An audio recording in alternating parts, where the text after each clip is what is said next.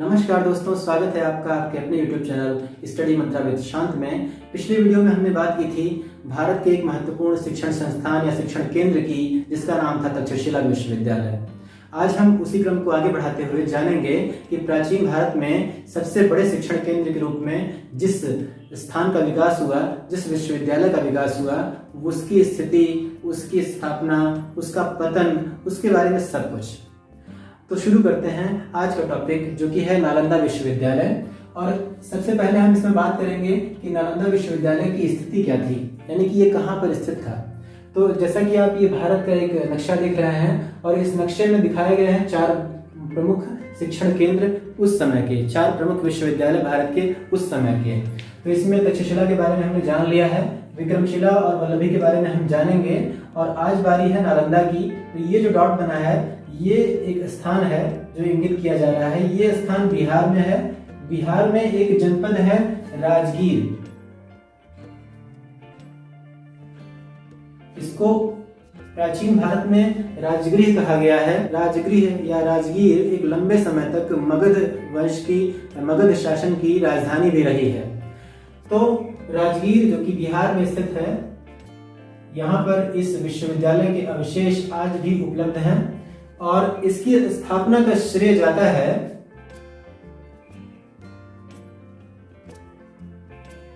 कुमारगुप्त प्रथम को।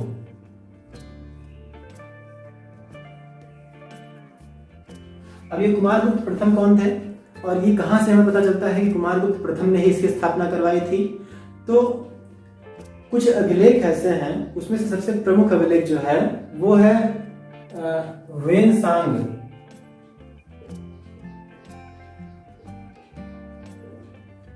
वेनसांग एक चीनी यात्री था, और ये हर्षवर्धन के समय में भारत की यात्रा पर आया था, और यहाँ पर लगभग 15 वर्ष तक, यानी कि 630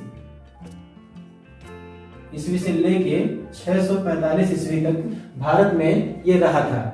और इसने बताया था कि शक्रादित्य नामक एक शासक हुआ, जिसने नालंदा में एक बड़े से विहार की स्थापना करवाई, और बाद में आगे चलकर परवर्ती राजाओं ने भी, इसके ही वंश के और राजाओं ने लगातार इस विहार का विस्तार किया, और जिसके फलस्वरूप ये बढ़ता हुआ एक विश्वविद्यालय के स्वरूप में आया। तो शक्रादित्य की जो पहचान है वो इतिहासकार कुमारगुप्त प्रथम से करते हैं। कैसे? क्योंकि शक्र जो है, इसका अर्थ होता है महेंद्र, और इस कुमारगुप्त की उपाधि थी महेंद्रादित्य।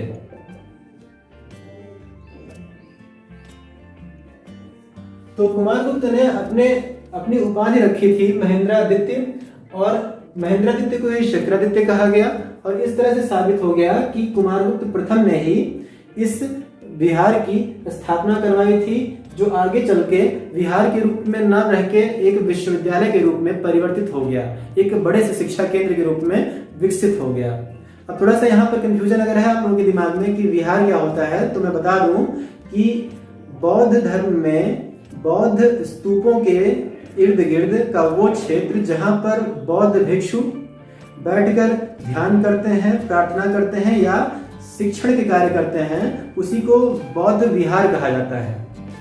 तो गुप्त वंश के शासक कुमारगुप्त तो भागवत धर्म को मानने वाले थे, हिंदू धर्म को मानने वाले थे, ब्राह्मण धर्म को मानने वाले थे, लेकिन उन्होंने बौद्ध धर्म को संरक्षण प्रदान किया था। ये समझने वाली बात है। इसके बाद हम बात करते हैं संबंधित अभिलेखों की। कहां से हमें इस नालंदा विश्वविद्यालय के बारे में बहुत सारी जानकारी प्राप्त होती है। तो वैसे तो बहुत से अभिलेख हैं, बहुत से इसमें भारतीय अभिलेख भी हैं, लेकिन मुख्य रूप से हम इस पर ध्यान देते हैं कि वेनसांग ने इसकी बहुत बेहद रूप में चर्चा की है, क्योंकि वेनसांग एक चीनी यात्री था, और वो यहाँ पर बौद्ध धर्म के बौद्ध दर्शन की शिक्षा प्राप्त करने के लिए ही भारत में आया था, हर्षवर्धन के शासनकाल में। और यही नहीं, नालंदा में वो लगभग 1.5 वर्ष तक रुका भी, वहां पर शिक्षा ग्रहण की। तो इस तरह से वो नालंदा को बिल्कुल करीब से जानता था, और नालंदा विश्वविद्यालय के बारे में एक एक बात उसने लिखी है अपने स्मरण में। इसके अलावा उसके बाद एक और चीनी यात्री आया, इत्सिंग। इत्सिंग ने भी नालंदा विश्वविद्यालय के बारे में ढेर सारा बखान किया हुआ है। इसके अलावा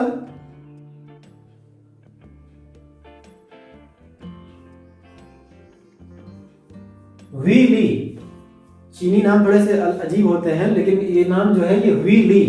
ये वी ली कौन थे? ये ह्वेनसांग का जीवनीकार था। तो इसने भी अपनी पुस्तकों में बहुत सारा चर्चा किया है नालंदा विश्वविद्यालय के बारे में। तो इन सभी साक्ष्यों से हमें पता चलता है कि नालंदा विश्वविद्यालय की उस समय स्थिति क्या थी, उस समय नालंदा विश्वविद्यालय का प्रभाव क्या था। विस्तार तथा पुस्तकालय। जब हम विस्तार की बात करते हैं तो हम पाते हैं कि उस जमाने का, प्राचीन भारत का यह सबसे बड़ा विश्वविद्यालय हुआ करता था। इस विश्वविद्यालय की चारों ओर बाउंड्री थी, चारों ओर चार दीवारी थी। ये चार दीवारी किसने बनवाई थी ये भी आगे बताएंगे। और इसके अलावा इसमें मल्टी स्टोरी बिल्डिंग्स थी, यानी कि कई तलों के भवन इसमें मौजूद थे। सबसे महत्वपूर्ण बात जो इस विश्वविद्यालय की थी वो थी यहाँ का पुस्तकालय। यहाँ के पुस्तकालय को नाम दिया गया था धर्मगंज। यानी कि अगर आपसे प्रश्न पूछ ले एग्जाम में कि किस विश्वविद्यालय के पुस्तकालय को धर्मगंज कहा गया, तो आपको ऑप्शन दे दिए जाएंगे चारों विश्वविद्यालय। तो आपको सही छांटना रहेगा, उस स्थिति में आप नालंदा विश्वविद्यालय को सही करके आ जाएंगे। इस धर्मगंज पुस्तकालय को भी 3 अलग अलग भागों में बांटा गया था, क्योंकि इसकी 3 बिल्डिंग्स थी और ये तीनों बिल्डिंग्स को अलग अलग भागों में नाम दिया गया था, अलग अलग, रत्न सागर, रत्नोदधि और रत्नरंजक। अब यहाँ देखिए, आयोग को अगर आसान प्रश्न बनाना होगा तो वो सीधे सीधे पूछेगा कि वह कौन सा विश्वविद्यालय था जिसके पुस्तकालय का नाम धर्मगंज था। तो आप बेसिक सी बात समझ में आपको आती आ जाएगी कि 4 विश्वविद्यालय थे, उनमें से सबसे महत्वपूर्ण पुस्तकालय नालंदा विश्वविद्यालय में था, तो आप नालंदा मार के आ जाएंगे। लेकिन अगर प्रश्न को घुमाया कि नालंदा विश्वविद्यालय में स्थित पुस्तकालय धर्मगंज के निम्नलिखित में से कौन हिस्सा नहीं था, या नालंदा विश्वविद्यालय के धर्मगंज पुस्तकालय में निम्नलिखित में से कौन शामिल नहीं था, और ऑप्शन दे देगा रत्न सागर, रत्नोदधि, रत्नरंजक और कोई एक और रत्न नाम से डाल दिया, तो आपको वो चौथा वाला पकड़ना रहेगा। लेकिन चूंकि आपने डिटेल स्टडी नहीं की है तो आप गच्चा खा जाएंगे, ऐसी स्थिति में समस्या हो जाएगी। तो इसलिए ध्यान रखिएगा कि रत्न सागर, रत्नोदधि और रत्नरंजक ये 3 इस पुस्तकालय के अलग अलग बिल्डिंग्स थी, अलग अलग सेक्शंस थे, और ये तीनों ही बहुत ही भव्य थे, बहुत ही विशाल थे। कहीं कहीं पर चर्चा मिलती है कि ये 4 मंजिला इमारतें थी, कहीं कहीं चर्चा मिलती है कि ये 9 मंजिले तक की इमारतें थी। तो कल्पना करिए आप कि कितना विशाल यहाँ का पुस्तकालय था, बहुत ही बड़ा था। और ऐसा माना जाता है कि ये नष्ट होने से पहले इसमें लगभग 90 लाख पांडुलिपियां रखी हुई थी, यानी कि बहुत ही विशाल पुस्तकालय जिसमें प्राचीन भारत के ज्ञान का अथाह सागर भरा हुआ था। इसके बाद हम बात करते हैं छात्र। यहाँ पर छात्र केवल भारत से ही नहीं आते थे, भारत के तो कोने कोने से छात्र यहाँ पर शिक्षा प्राप्त करने आते ही थे। इसके अलावा विदेशों से भी, यानी कि तिब्बत, चीन, म्यांमार, श्रीलंका और इधर से अरब देशों से भी, बहुत से देशों से, मंगोलिया से, बहुत से देशों से विदेशी छात्र भी यहाँ पर शिक्षा ग्रहण करने आते थे, और लगभग उनकी संख्या 10,000 के आसपास रहा करती थी। अब इस स्थिति में सोचिए कि 10,000 छात्र अगर हैं किसी विश्वविद्यालय में और वो दूर दूर से आए हैं, तो निश्चित रूप से उनके रहने के लिए व्यवस्था करनी पड़ेगी। यानी कि यहाँ पर छात्रावास भी बनाए गए थे और बहुत ही भव्य छात्रावास बनाए गए थे यहाँ पर। और खास बात, शिक्षण शुल्क उनसे क्या लिया जाता था? तो आपको बता दें कि किसी भी तरह का शिक्षण शुल्क इन विद्यार्थियों से नहीं लिया जाता था। हालांकि एक बात है कि यहाँ पर प्रवेश पाने के लिए एक कठिन प्रवेश परीक्षा से विद्यार्थी को गुजरना पड़ता था। अगर वो उसमें सफल रहता था तो उसके लिए पूरी शिक्षण व्यवस्था निःशुल्क होती थी, क्योंकि राजाओं के द्वारा इस विश्वविद्यालय को पूरी तरह से संरक्षण दिया गया था। इसके बाद हम बात करते हैं पाठ्यक्रम की, कि क्या पढ़ाया जाता था वहां। तो उस समय की तत्कालीन परिस्थितियों में जो भी वहां पर महत्वपूर्ण चीजें थी, यानी कि बौद्ध शाखा से संबंधित और साथ ही साथ हीनयान यानी कि बौद्ध शिक्षाओं के अतिरिक्त, यानी कि बौद्ध शिक्षा का सबसे बड़ा केंद्र वो था ही, वो तो उसका मेन सेंटर था, लेकिन इसके अलावा वहां पर वैदिक शिक्षा और चिकित्सा, आयुर्वेद, सांख्य दर्शन, विविध भाषाएं, गणित, खगोल विद्या, इसके साथ साथ अनेक ऐसे विषय जो उस समय के तत्कालीन भारत में प्रासंगिक थे, वो सब कुछ वहां पर पढ़ाया जाता था। और वो भी विस्तार से इसके अध्यापन के लिए वहां पर लगभग 2000 वहां पर शिक्षक या व्याख्याता मौजूद थे। हर्षवर्धन का योगदान, एक बहुत महत्वपूर्ण नाम आता है हर्षवर्धन का इस विश्वविद्यालय के संदर्भ में। स्थापना तो कुमारगुप्त ने करवाई थी, कुमारगुप्त ने स्थापना करवाई, कुमारगुप्त के बाद स्कंदगुप्त और उसके वंश के और तमाम परवर्ती राजाओं ने और गुप्तोत्तर काल के राजाओं ने भी इसमें बहुत बढ़ चढ़कर योगदान दिया और लगातार इस विहार का विस्तार करते गए, जिससे ये विश्वविद्यालय की शक्ल में आ सका। कुमारगुप्त का शासनकाल जो था वो था 415 से 455 ईस्वी के बीच, और हर्षवर्धन का जो शासनकाल था वो 606 से लेके 647 ईस्वी के बीच था, यानी कि लगभग 200 साल का गैप था दोनों के बीच में लगभग। और खास बात यह है कि कुमारगुप्त ने स्थापना तो कर दी थी, स्थापना का श्रेय तो कुमारगुप्त को ही मिलता है, लेकिन इस शिक्षण संस्थान को विश्वविद्यालय जैसा बनाने का सारा श्रेय जो जाता है वो हर्षवर्धन को जाता है। क्यों? क्योंकि इसने हर्षवर्धन ने एक निश्चित रूप से यहाँ पर इस विश्वविद्यालय के लिए आय की व्यवस्था की। कैसे?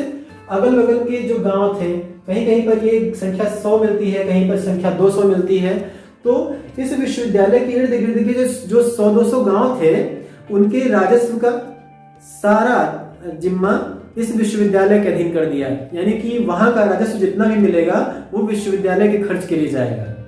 इसके साथ साथ हर्षवर्धन राजकीय संरक्षण में इस विश्वविद्यालय को रखता था, और अगर कोई भी समस्या आर्थिक रूप से इस विश्वविद्यालय पर आ रही है तो उसका निदान हर्ष करता था।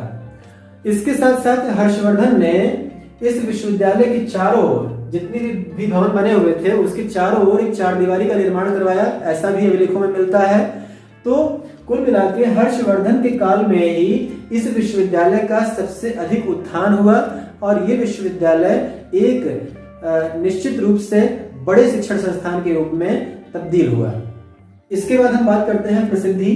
तो आपने जान लिया कि इसकी प्रसिद्धि दूर दूर तक थी, बहुत से विदेशों में भी विदेशी यात्री भी यहाँ पर आते थे। वेलसांग जैसा यात्री यहाँ पर शिक्षा ग्रहण करने के लिए आया।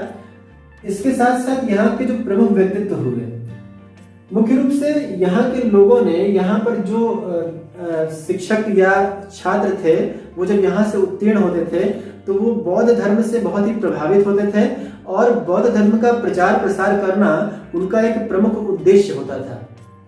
तो शीलभद्र कौन थे? ये इन्हीं वेनसांग के गुरु थे। और वेनसांग कहता है कि वैसे तो यहाँ पर अलग अलग शिक्षक थे, वो अलग अलग विधाओं में अपने अपने विधाओं में महारत हासिल किए हुए थे, लेकिन शीलभद्र एकमात्र उसके समय के ऐसे विद्वान थे जिनको सभी विधाओं में महारत हासिल थी। और वेनसांग के समय में शीलभद्र ही इस विश्वविद्यालय के कुलपति भी थे।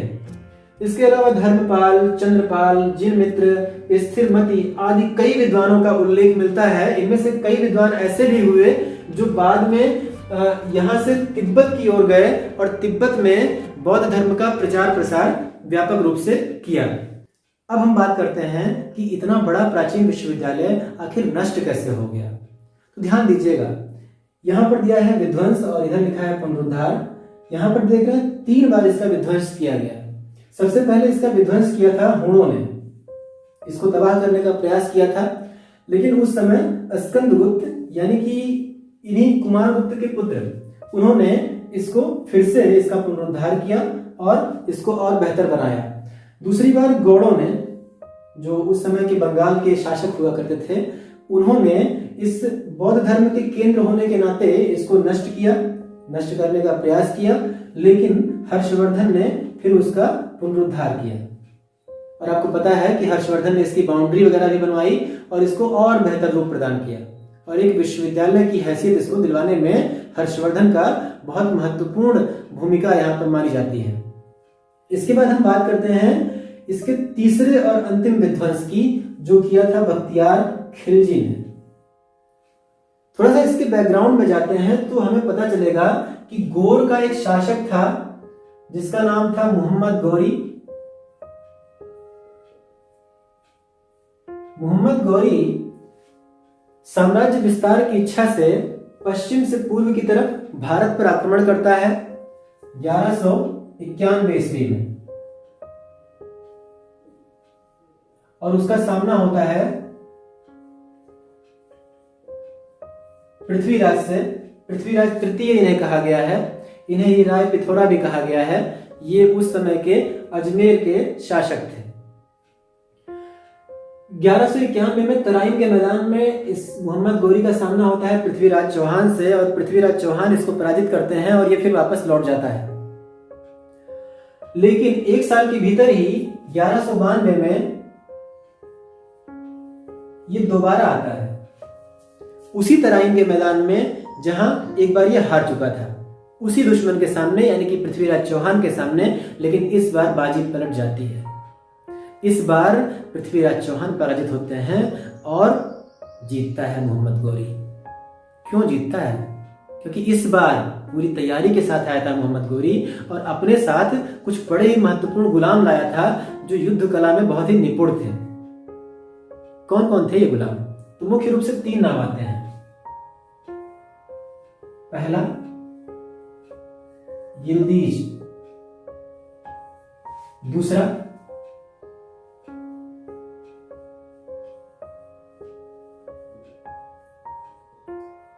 कुतुबुद्दीन ऐबक, और तीसरा नाम आता है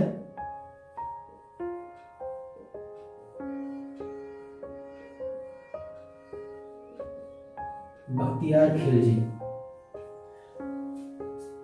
आगे कुछ परिस्थितियां ऐसी बनती हैं कि मोहम्मद गौरी को वापस लौट के जाना पड़ता है।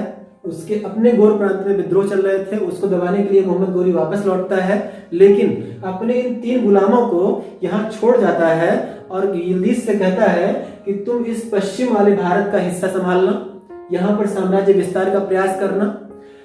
कुतुबुद्दीन ऐबक से कहता है कि तुम ये भारत, मध्य भारत का जो हिस्सा है, दिल्ली, अजमेर, राजस्थान और बुंदेलखंड का इलाका है, इसमें विस्तार का प्रयास करना और अपने राज साम्राज्य को स्थिर रखना। और बख्तियार खिलजी से कहता है कि तुम पूर्वी भारत, यानी कि बंगाल और बिहार, इधर का हिस्सा, इसमें साम्राज्य विस्तार का प्रयास करना, और मैं जा रहा हूं वापस गौर। बख्तियार खिलजी के ही दायरे में आ रहा था नालंदा विश्वविद्यालय। नालंदा विश्वविद्यालय जो उस समय बौद्ध शिक्षा का प्रमुख केंद्र था, उसका वैचारिक मतभेद सीधे तुर्कों से था। यानी कि नालंदा के रहते हुए मुस्लिम धर्म का या इस्लाम का प्रचार प्रसार कैसे हो, ये चुनौती थी अपने आप में बख्तियार खिलजी के लिए। तो उसके मन में तो चल ही रहा था कि हमें नालंदा को नष्ट कर देना है। इसी बीच एक कहानी मिलती है। इसी बीच हुआ ये कि बख्तियार खिलजी बहुत ज्यादा बीमार हो गया। उसने अपने हकीमों से, जो उसके सेना के साथ थे, या तुर्की के बहुत ही प्रसिद्ध हकीमों को भी बुलाया और उनसे अपना इलाज करवाता रहा, लेकिन वो दिन ब दिन बीमार होता जा रहा था, अस्वस्थ होता जा रहा था, उसकी स्थिति बिल्कुल मरने की आ गई। तब किसी ने उसे सलाह दी कि नालंदा विश्वविद्यालय का जो आयुर्वेद डिपार्टमेंट है, आयुर्वेद विभाग है, उसके हेड को आप बुलाइए। उन लोगों के पास बहुत से आयुर्वेद के नुस्खे होते हैं जिससे आप ठीक हो जाएंगे। तो बख्तियार खिलजी ने कहा, ना, हम कैसे बुला सकते हैं? हम तो उस नालंदा विश्वविद्यालय से चिढ़ते हैं, उसको खत्म करने का प्रयास कर रहे हैं, और तुम कह रहे हो कि हम उसी नालंदा विश्वविद्यालय के आचार्य से सेवा लें? ऐसा तो कदापि नहीं हो सकता है। लेकिन मरता क्या ना करता, अंततोगत्वा उसे बुलाना ही पड़ा नालंदा विश्वविद्यालय के आयुर्वेद विभाग के हेड को। उनका नाम था राहुल श्रीभद्र। राहुल श्रीभद्र जी आए और इसने उनके सामने एक शर्त रख दी। शर्त क्या रखी? बड़ी ही विचित्र। उसने कहा कि मैं तुम्हारे द्वारा दी गई किसी भी दवा का सेवन नहीं करूंगा, लेकिन अगर मैं मर गया तो उससे पहले तुम्हें मार डालूंगा। यानी कि मुझे ठीक करो, लेकिन मैं तुम्हारी दी हुई दवा भी नहीं खाऊंगा। अब ये शर्त अपने आप में बड़ी विचित्र थी। राहुल श्रीभद्र ने कुछ देर सोचा, फिर कहा ठीक है, जैसी आपकी इच्छा, आपको मैं ठीक कर दूंगा, लेकिन मुझे कुछ दिन का समय दीजिए। उसने कहा ठीक है। वो वापस चले गए और कुछ दिन बाद जब लौटे तो अपने साथ एक कुरान लेकर आए। उन्होंने कहा कि आपको कुरान पढ़ने में तो कोई दिक्कत नहीं है ना? तो उसने कहा नहीं, बिल्कुल नहीं, ये तो हमारे धार्मिक व्यवस्था का हिस्सा है, कुरान तो हमें पढ़ना ही चाहिए। तो उन्होंने कहा कि ठीक है, आप ये कुरान लीजिए और एक निश्चित कर दिया कि इतने पृष्ठ आपको प्रतिदिन पढ़ने हैं, उसको पढ़े बिना आप नहीं रहेंगे। उसने कहा ठीक है, ये तो अच्छा ही काम है, अल्लाह की इबादत भी हो जाएगी और साथ साथ तुम्हारा कहा हुआ भी हो जाएगा, और ठीक नहीं हुआ तो तुमको बताऊंगा। तो ये क्रम चलता रहा, वो कुरान पढ़ता गया और ठीक होता गया। अब ये क्या था?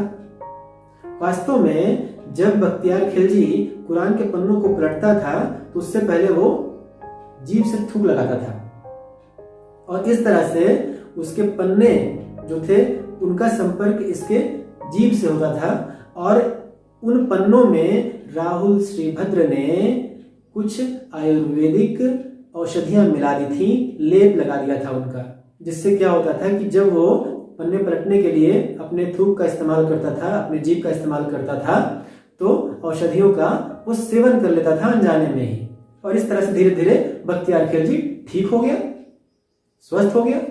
अब उसे इस बात की चिंता होने लगी कि मैं ठीक तो हो गया, लेकिन जो काम हमारे हकीम नहीं कर सके वो यहाँ के एक वैद्य ने कर दिया।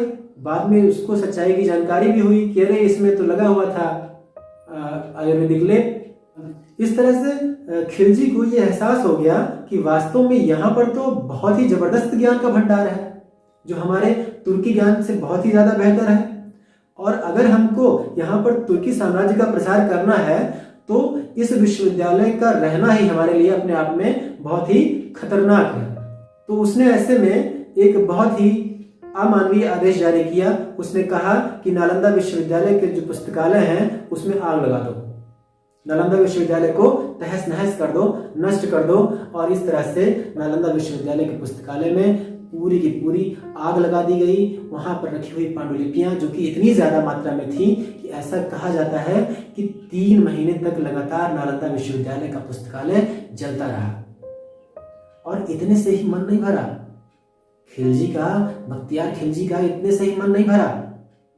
उसने बहुत से बौद्ध भिक्षुओं, बहुत से छात्रों, बहुत से अध्यापकों का निर्मम संहार करवाया, उनकी हत्या करवा दी।